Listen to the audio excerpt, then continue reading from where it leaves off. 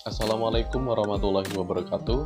Saya Aditya Fajar Yudanto dari kelas C, Program Studi Sosiologi Agama, Fakultas Usuluddin dan Studi Agama, Universitas Islam Negeri Raden Intan Lampung. Dalam video ini, saya akan mencoba menjelaskan sedikit tentang gerakan sosial dan bagian-bagiannya. Dan video ini saya buat untuk memenuhi tugas ujian tengah semester mata kuliah Gerakan Sosial Keagamaan dengan dosen pengampu Ibu Dr. Siti Badiah, MAG.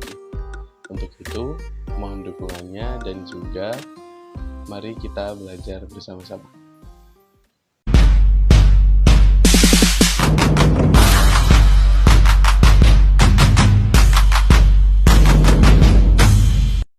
Sebelum kita mengetahui tentang gerakan sosial keagamaan, pastinya kita semua perlu paham tentang apa pengertian dari gerakan sosial. Nah, jadi gerakan sosial ini sudah dideskripsikan atau didefinisikan oleh beberapa tokoh juga. Nah, salah satunya adalah Kohn, di mana Kohn berpendapat atau mengemukakan bahwa gerakan sosial adalah suatu gerakan yang dilakukan oleh sekelompok orang dengan yang terorganisir dengan tujuan untuk merubah ataupun mempertahankan semua unsur-unsur tertentu yang ada di masyarakat luas. Dan Kohn juga berpendapat bahwa gerakan sosial ini memiliki ciri khas atau ciri tersendiri. Nah, apa saja cirinya? Yang pertama, gerakan sosial memiliki sasaran atau tujuan yang harus segera dicapai atau harus dicapai. Dan kemudian gerakan sosial juga memiliki sebuah ideologi. Dan menurut Kohn, gerakan sosial ini adalah suatu gerakan yang memiliki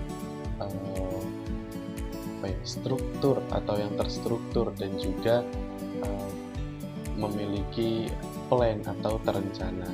Nah, berdasarkan deskripsi ataupun berdasarkan definisi-definisi gerakan sosial yang telah disampaikan oleh beberapa tokoh yang saya sebutkan tadi, saya dapat menyimpulkan atau kita semua juga bisa menyimpulkan bahwa gerakan sosial ini merupakan sebuah atau suatu aktivitas sosial yang dilakukan secara kolektif atau bersifat kolektif dan dilakukan oleh sejumlah orang dengan tujuan yang ingin dicapai atau tujuan yang akan dicapai secara bersama-sama.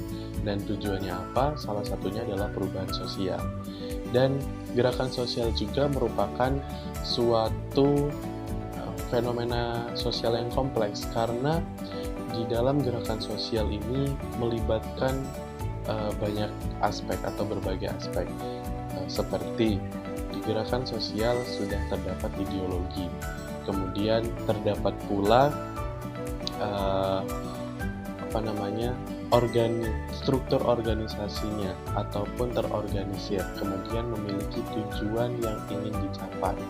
Dan dalam gerakan sosial juga memiliki strategi-strategi untuk melakukan kegiatan ataupun melakukan aksi-aksinya. Dan yang paling penting adalah memiliki aktor ataupun pelaku gerakan sosial itu sendiri. Nah, kemudian bagaimana dengan gerakan sosial keagamaan?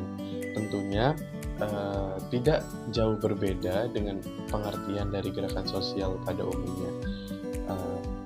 Dan pada gerakan sosial keagamaan ini terdapat definisi bahwa gerakan sosial keagamaan ini juga merupakan suatu aktivitas sosial atau kegiatan sosial yang dilakukan oleh sekelompok orang dan secara kolektif berdasarkan nilai-nilai dan ajaran-ajaran agama pada keyakinan mereka masing-masing. Nah, ini yang membedakan dari gerakan sosial pada umumnya. Jadi garis besarnya adalah kalau gerakan sosial keagamaan ini dilakukan atau bergerak berdasarkan nilai-nilai dan ajaran-ajaran agama yang mereka yakini. Seperti itu. Selanjutnya, setelah pengertian, pastinya terdapat beberapa ciri-ciri atau karakteristik yang dimiliki oleh gerakan sosial yang pasti gerakan sosial dan gerakan sosial keagamaan ini tidak jauh berbeda cirinya. Mungkin ada penambahan saja untuk gerakan sosial keagamaan. Ciri yang pertama adalah bersifat kolektif, yang artinya gerakan sosial ini atau gerakan sosial keagamaan tidak semata hanya menghasilkan sebuah ide atau pemikiran saja, melainkan mereka melakukan aksi nyata, dan aksinya dilakukan secara bersama-sama untuk mendapatkan atau untuk menggapai tujuan yang mereka inginkan. Nah, seperti itu. Kemudian yang kedua adalah memiliki tujuan bersama. Gerakan sosial keagamaan atau gerakan sosial dibentuk pastinya karena mereka semua masing-masing anggotanya memiliki tujuan bersama, tujuan yang ingin mereka dapatkan melalui gerakan sosial tersebut. Dan yang selanjutnya adalah terorganisir, artinya suatu gerakan sosial ini memiliki struktur organisasi ataupun memang gerakannya sangat terorganisir. Kemudian bersifat dinamis atau berubah. Suatu gerakan sosial atau gerakan sosial keagamaan juga bersifat dinamis. Dan yang terakhir ciri khasnya atau karakteristiknya adalah ini yang membedakan antara gerakan sosial yang umum atau dan juga dengan gerakan sosial keagamaan, yaitu berbasis agama.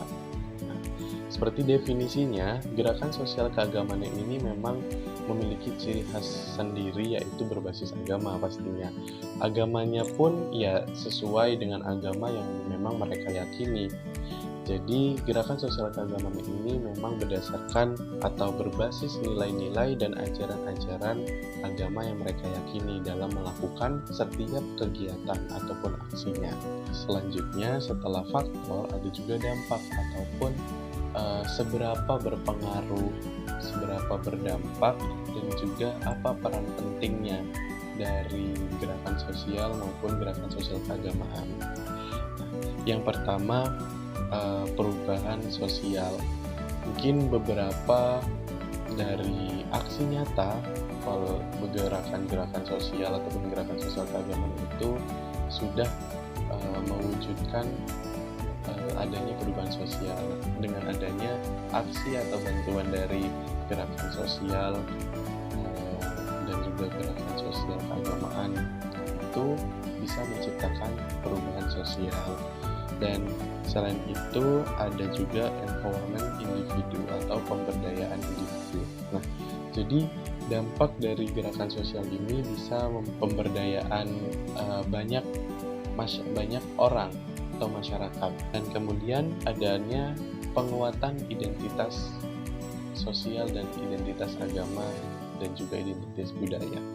Nah, jadi kan gerakan sosial dan gerakan sosial keagamaan ini bukan hanya aksi nyata berupa demonstrasi ataupun berupa yang aksi-aksi turun ke jalan yang memang mereka ingin mendapatkan hak-hak mereka. Bukan itu saja, karena banyak sekali jenis dari gerakan sosial.